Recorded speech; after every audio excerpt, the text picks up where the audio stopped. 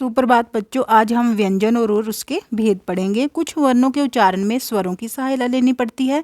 इनके उच्चारण में हवा मुख में अलग अलग अंगों जैसे दांत, जीभ, कंठ, तालु आदि से टकराकर बाहर निकलती है। इन वर्णों या ध्वनियों को व्यंजन कहते हैं।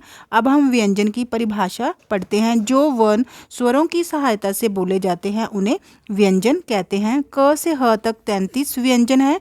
व्यंजनों का उच्चारण स्वतंत्र रूप से नहीं किया जाता, अर्थात इनके उच्चारण में स्वरों की सहायता लेना आवश्यक है। सभी व्यंजनों में अ की ध्वनि मिली होती है।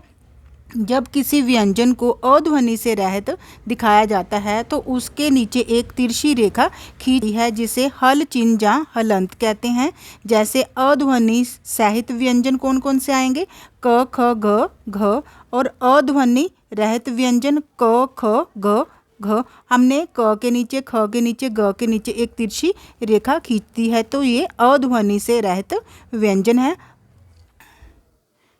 व्यंजन के भेद। उच्चारण स्थान के आधार पर व्यंजन के भेद।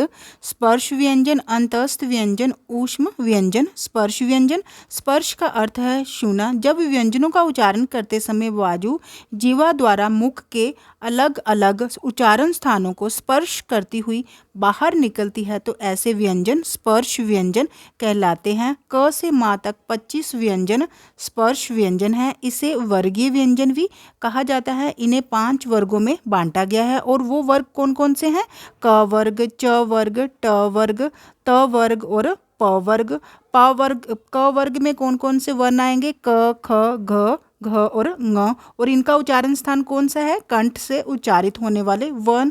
च वर्ग में च, छ, झ, झ और न। और इनका उच्चारण स्थान तालु से उच्चारित वर्ण है। ट वर्ग में ट, ठ, ढ, ढ और न वर्ण आएंगे और ये मूर्धा से उच्चारित होने वाले वर्ण है। मूर्धा का अर्थ है मुंह के भीतर की ऊपरी छत का अगला भाग।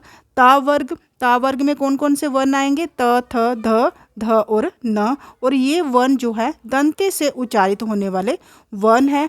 प वर्ग में प, फ, भ, ब, भ और म। और ये वर्ण ओष्ठ से उच्चारित होने वाले वर्ण है। और वर्ग का नाम कौन कौन सा आएगा? कंठे, तालवे, मूर्धन्य, दंते और ओष्ठे। इनके 5 वर्ग हैं। प्रत्येक वर्ग में 5 व्यंजन होते हैं। प्रत्येक वर्ग का नाम जो है उसी वर्ग के पहले व्यंजन के नाम पर रखा गया है। जैसे पहला व्यंजन कौन सा है? क वर्ग। अब हम इसका दूसरा पॉइंट पढ़ते हैं। अंतस्थ व्यंजन। अंतस्थ का अर्थ है अंत बीच में और स्थ स्थित। ये वर्ण स्वर तथा व्यंजन के मध्य स्थित हैं।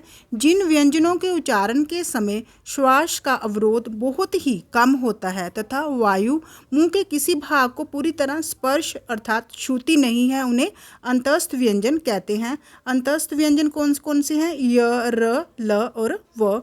अब हम इसका तीसरा पॉइंट ऊष्म व्यंजन। जिन व्यंजनों का उच्चारण करते समय हवा के तेज गति से मुंह से रगड़ खाने के कारण ऊष्मा अर्थात गर्मी सी पैदा होती है उन्हें ऊष्म व्यंजन कहते हैं। ये भी संख्या में 4 हैं, श, श, स और ह। अगर आपको मेरी वीडियो अच्छी लगी हो तो इसे लाइक, शेयर और सब्सक्राइब कीजिए। धन्यवाद।